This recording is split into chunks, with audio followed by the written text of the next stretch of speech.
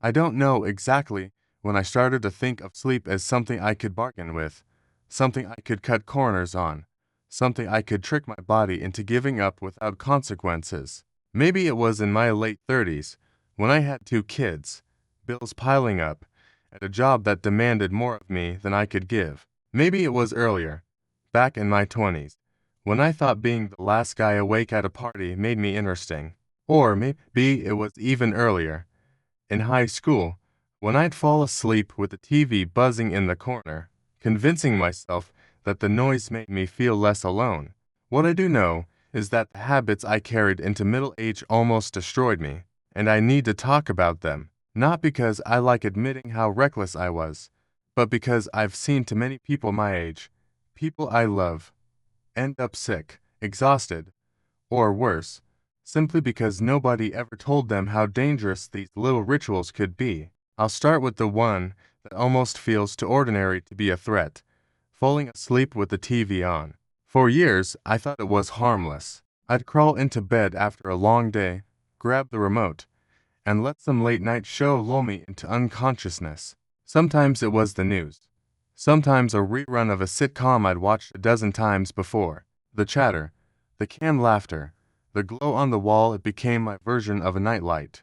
I told myself it was comforting. I told myself it was normal. But what I didn't realize was that my body was paying a price. Silently, night after night. You see, when you fall asleep with the TV running, your brain doesn't fully shut down. It stays half alert, trying to process voices, flashing lights, changing volumes. I used to wake up at 3 a.m. to some ridiculous infomercial blaring about kitchen gadgets, my heart racing, my mouth dry. I thought it was just part of getting older. Sleep gets harder as you age, I'd tell myself. But no, it was me sabotaging my own rest.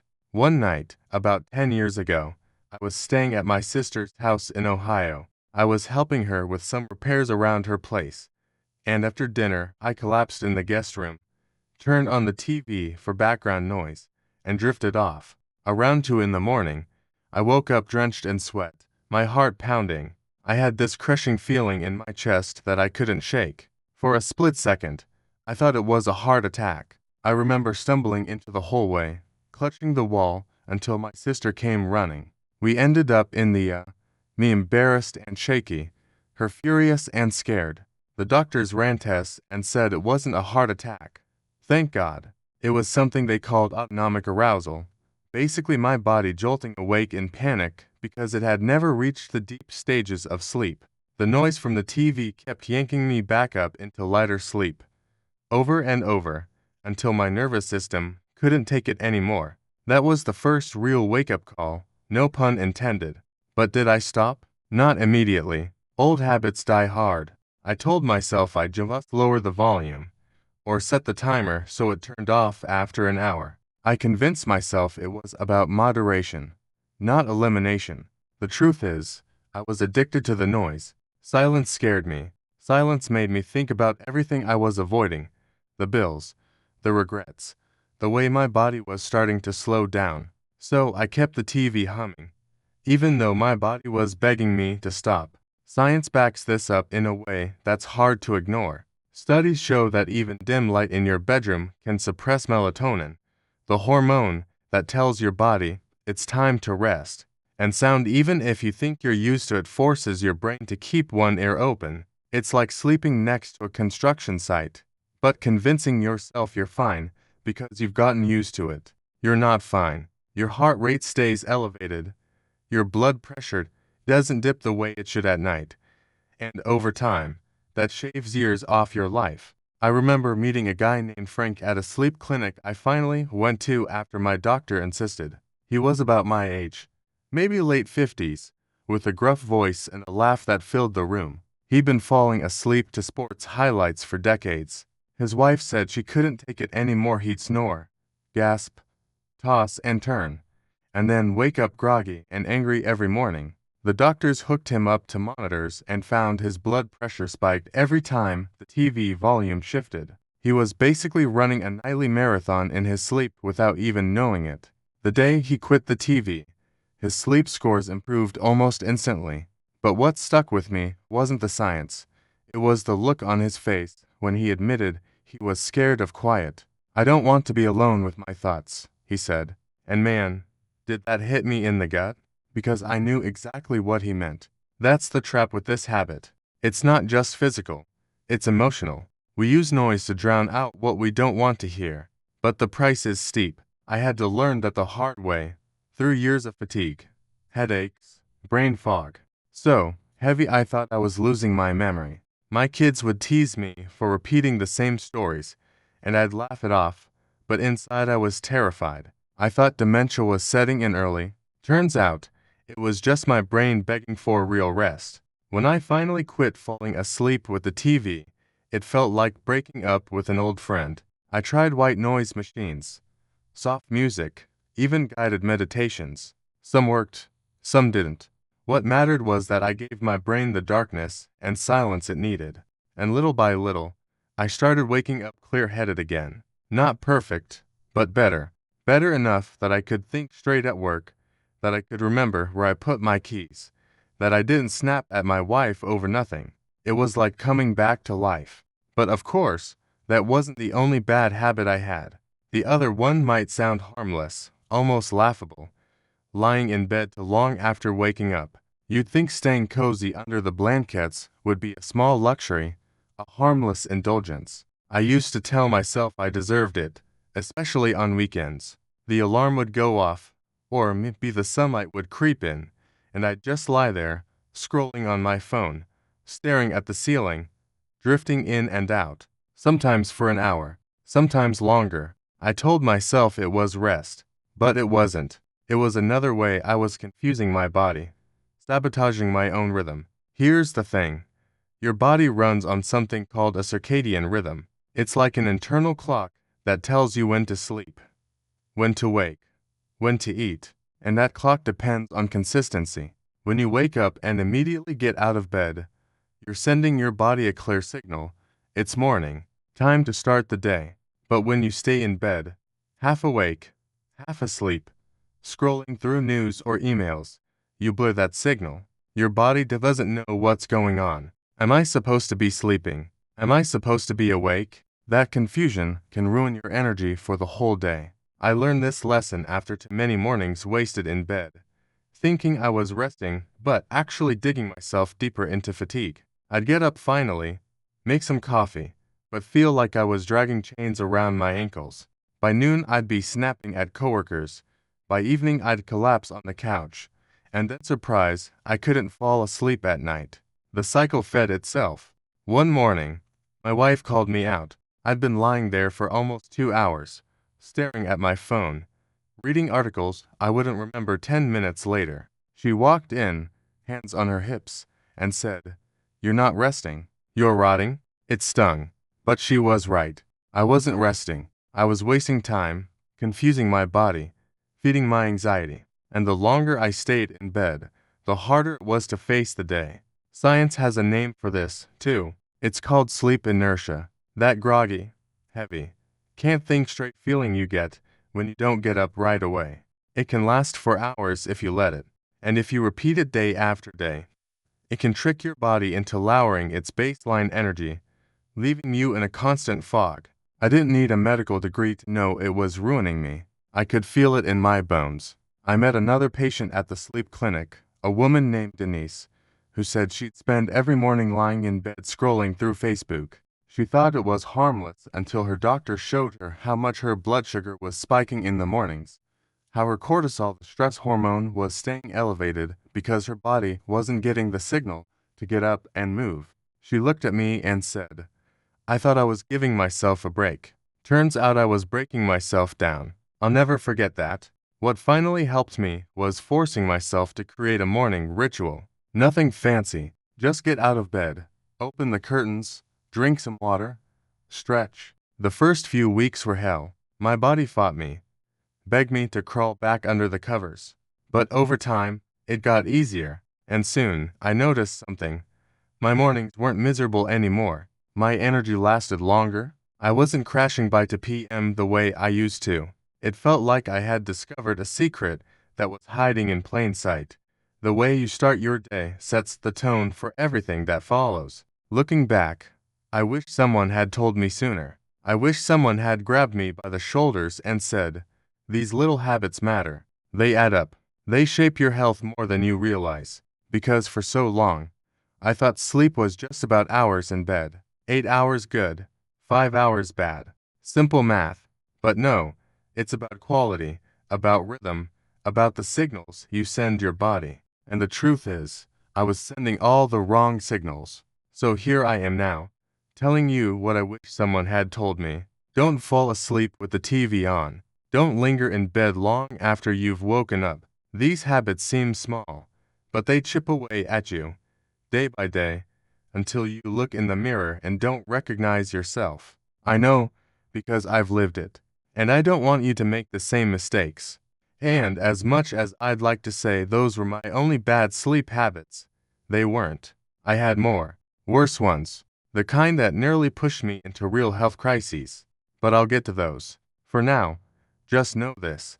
The path to better sleep and a better life starts with the simple decision to respect your body's needs. Turn off the TV. Get out of bed. Start there. The rest, well, we'll talk about that soon. I wish I could tell you that fixing the noise and getting out of bed sooner solved all my problems. That after cutting the late-night TV and forcing myself to actually start the day instead of lingering in the sheets, everything magically got better. But that wouldn't be honest. The truth is, sleep is a fragile thing. You fix one leak in the boat, and another hole opens somewhere else. And if you're like me, stubborn and set in your ways, those other bad habits don't go down without a fight. The next one that came crashing into my life was food. You wouldn't think a sandwich at 10 at night, or a plate of leftover pizza before bed, could really hurt you that much. I mean, it's just food. Right. We've all done it. You get home late. Maybe from work. Maybe from church. Maybe from a long day helping the grandkids, and you're starving. Dinner was rushed or skipped entirely. So, you grab whatever's easy. A bowl of cereal, some cold fried chicken, a piece of pie left over from Sunday, and then you crash. You head straight to bed, belly full, thinking that food will help you sleep. That's what I thought too. For years, I grew up in a household where finishing the day with a meal was almost a tradition. My father would come home from the factory late, and Mom would always keep a plate warm for him. We kids would often sit with him, sometimes eating another round just to keep him company. The habit stuck, even as an adult. Even when I didn't need the calories, I convinced myself that food before bed was comfort, that it helped me relax, unwind, feel cared for in some strange way. But what it really did was poison my nights. I didn't realize it until much later, when my doctor finally sat me down after a routine checkup and told me my blood sugar was out of control. "You're riding the line," he said. "One more year of this, and you're diabetic." That hit me like a truck. I never thought of myself as unhealthy. Sure, I carried some extra pounds around the middle. Who doesn't after 50? But diabetes, that was something other people got, not me. But the numbers didn't lie. My nighttime eating habits were pushing me straight toward it. Looking back, I can see the signs. The nights I woke up drenched in sweat, heart racing, not from a nightmare, but from my body fighting to process all the junk I'd dumped into it hours earlier. The mornings where I felt sluggish, groggy, like I hadn't slept at all, because in truth, I hadn't. My body was busy all night breaking down that food, spiking and crashing in blood sugar waves while I tossed and turned. And don't even get me started on the acid reflux. I used to think it was normal to wake up with a burning throat, swallowing hard in the dark, searching for water. That's not normal. That's your body screaming at you. And yet, I kept doing it, because habits are hard to kill, especially when they're tied to emotions. Food wasn't just food for me. It was comfort. It was a way to fight loneliness, to fill the silence of the evening. My wife passed years ago, and after she was gone, the house felt too quiet. The one thing that made it bearable was a plate of something warm, sitting in the glow of the kitchen light at 10 o'clock, pretending I wasn't alone. That's the truth. It wasn't hunger. It was grief. And grief doesn't follow the clock. Maybe you know what I mean. Maybe you've sat at your table long after the world has gone to bed, spooning ice cream out of the tub because you couldn't stand the emptiness. Maybe you've told yourself it's fine. It's just a small snack, when deep down you knew it was hurting you. I'm not here to shame you. I've been there. I lived it. But I am here to warn you. Those little midnight meals, those harmless snacks, are not harmless. They're killing your sleep. And without good sleep, everything else falls apart. Scientists have a fancy way of explaining it. Circadian rhythms, melatonin suppression, glucose metabolism. But here's the plain version. Your body is meant to digest food while you sleep. It's supposed to rest, repair, clean house in your brain and tissues. When you dump food into your stomach at bedtime, you're forcing your system to choose between healing and digesting. And digestion wins. Your brain gets less time to reset. Your heart doesn't get the break it needs. Your liver and pancreas are stuck in overdrive. It's like leaving the engine running all night while the car is parked. Sooner or later, it breaks down. I didn't fully believe it until I tested it myself. One week, I forced myself to cut out the late-night eating. No snacks after 7. No excuses. The first few nights were miserable. I lay in bed thinking about food, craving it, fighting the urge to get up and raid the fridge. But then, by the 4th night, something happened. I woke up before my alarm, and for the first time in years, I actually felt rested. It was like someone had lifted a fog off my brain. I had energy. My joints didn't ache as much. My mood was better. It was so simple, but it felt like a miracle. That's when I knew food was destroying my sleep. But of course, I didn't stop there, because as soon as I got the food under control, I fell into another trap. The screens. God help me, the screens. I swore I'd never be one of those people glued to a phone at all hours. I laughed at my grandkids with their TikToks and YouTube rabbit holes. But then I got a smartphone, and slowly, without noticing, I became exactly what I used to make fun of. It started innocently enough. I'd check the weather before bed, then I'd peek at the news, then I'd scroll through Facebook, just to see what old friends were up to.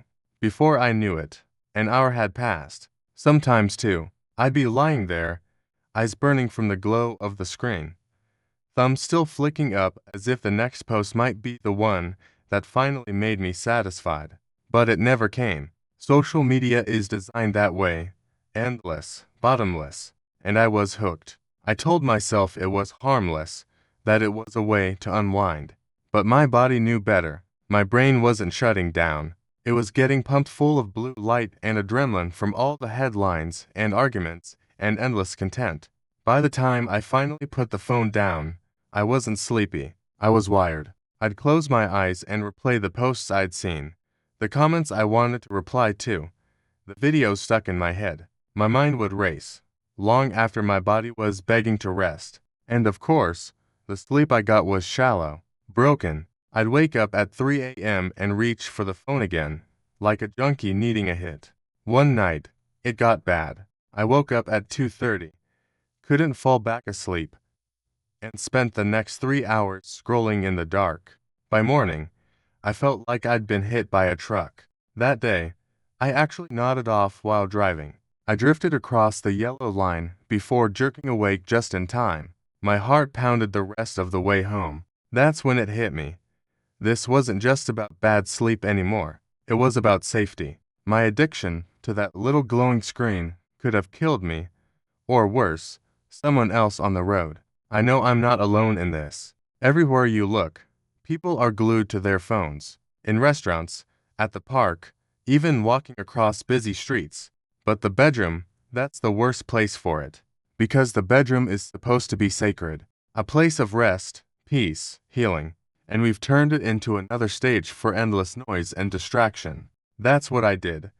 And it almost ruined me. The day I finally broke free, I did something drastic. I left the phone in another room, plugged it into the kitchen counter, and walked away. That first night, I tossed and turned, thinking about it, reaching for it out of habit.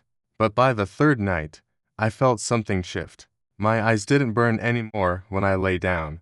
My thoughts slowed. My body followed. And the sleep that came, it was deep, solid, the kind I hadn't felt since I was a kid. It was like rediscovering a lost treasure. And I'll tell you something else.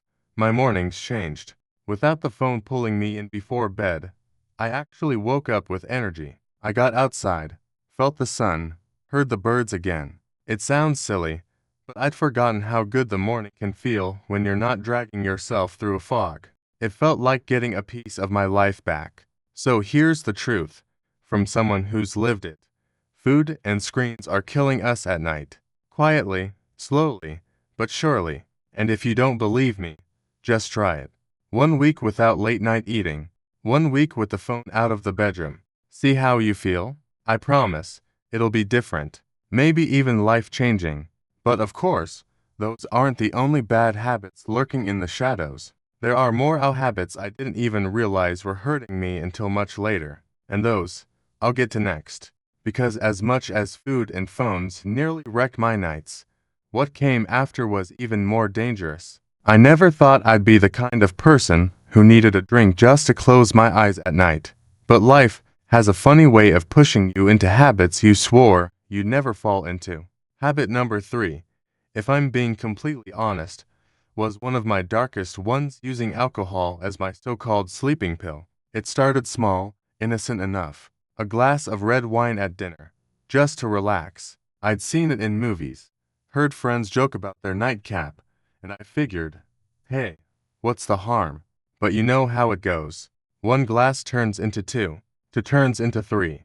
Before long, I wasn't just sipping to enjoy the taste, I was guzzling to drown out the noise in my head, the spinning thoughts, the guilt, the regrets that always seem to scream louder the minute the lights go out. At first, it worked. I'll admit that. A couple of drinks in, I'd feel warm.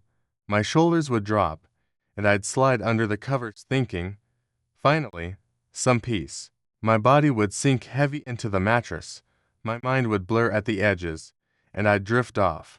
But what nobody tells you, what I didn't want to admit even to myself, is that alcohol doesn't give you rest. It knocks you out, sure, but it cheats you. It steals the deep sleep, the healing sleep, the kind that repairs your body and calms your mind. Instead, it hands you a broken night full of shallow dreams and sudden jolts awake at 3 a.m., your mouth dry, your heart pounding, your thoughts sharper than ever. I remember lying there one night, the room spinning like a carnival ride, and realizing I wasn't sleeping, I was sedating myself. There's a big difference. And the worst part, the mornings after, my alarm would blare, sunlight pouring in, and I'd feel like I'd been hit by a truck. My head thick, my stomach sour, my hands trembling. Coffee became my crutch just to function at work, just to seem normal. And so the cycle began. Drink to sleep, wake up groggy, chug caffeine to survive, crash in the afternoon, drink again to reset. Round and round, like some sick merry-go-round that never stopped. People noticed, too. They always notice before you do. My coworkers would ask why I looked so tired all the time. My family would glance at the half-empty bottle in the kitchen sink. Friends stopped inviting me out, because I'd either decline or show up already half gone. I told myself I was fine, that I was just stressed, that everyone has their coping mechanisms, that I deserved this little escape at the end of the day. But deep down, I knew I was chaining myself to habit that was slowly killing me. The scariest moment came one evening when I poured myself a drink, sat on the edge of my bed, and felt my chest tighten, not like a heart attack, but close enough to remind me of my own fragility.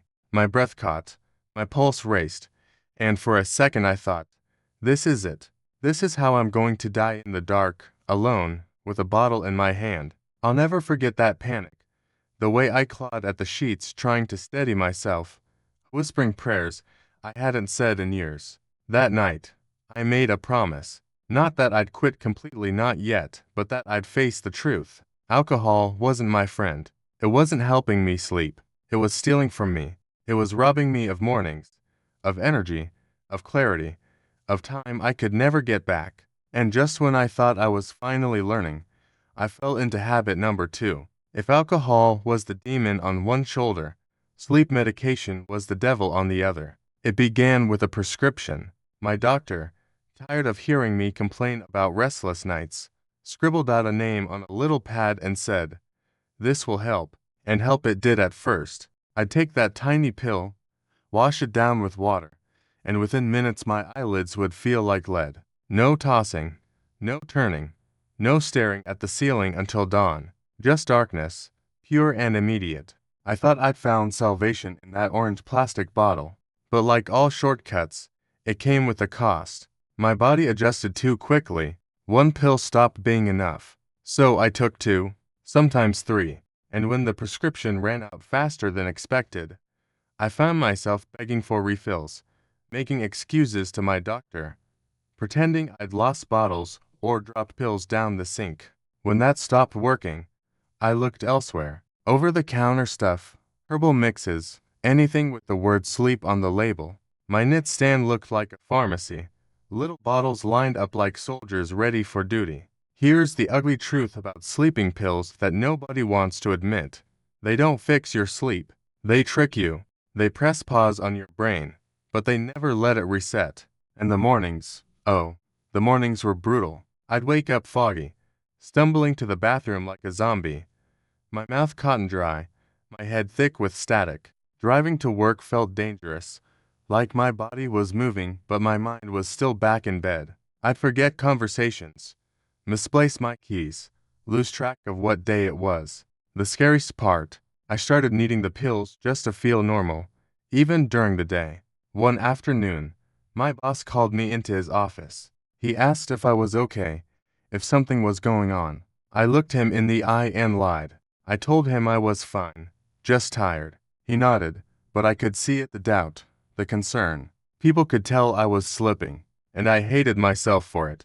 There was one night I'll never erase from memory. I'd mixed a couple of pills with a glass of wine. Stupid, reckless, dangerous. I don't even remember crawling into bed. All I know is I woke up hours later on the floor, face pressed against the carpet, my body heavy, my chest tight. For a moment, I didn't know if I was alive or dead. I couldn't move, couldn't breathe right. The terror of realizing I might not wake up again, that I might have pushed afar, was like ice water in my veins. That was the night everything came crashing down. I realized I wasn't living anymore. I was surviving, clinging to chemical crutches, chasing rest I never truly found. And all the while, life was slipping past me. Birthdays I missed because I was too groggy. Conversations I forgot because my brain was clouded. Moments I'll never get back, stolen by pills and bottles I thought were helping. So here's my confession, my warning, my truth. Bad sleep habits don't just steal your nights, they steal your life. Every shortcut, every desperate trick, every habit you think will save you only digs you deeper into the hole. I learned that the hard way. I lived it, and I carry the scars of it still. But I don't want this to just sound like despair, because the truth is, there's still hope. I'm living proof of that, too. Breaking free wasn't easy. It was hell. There were nights I thought I'd never make it. Mornings where I wanted to crawl back into my old patterns just to escape the exhaustion. But slowly, painfully, I learned. I learned that real rest doesn't come from bottles, or screens, or noise, or lies. It comes from facing yourself, from sitting in the silence, from respecting the body that carries you through this world. I still struggle. I won't pretend otherwise. Some nights, the old urges creep back in. The temptation to pour a drink, to pop a pill, to take the easy road. But then I remember those mornings, the hollow eyes, the heavy limbs, the guilt pressing on my chest. And I choose differently. I choose life. I choose presence. I choose to endure the hard nights so I can enjoy the brighter days. If you're listening to this, maybe you see yourself in my story. Maybe you've got your own habits, your own demons whispering that you'll never sleep without them.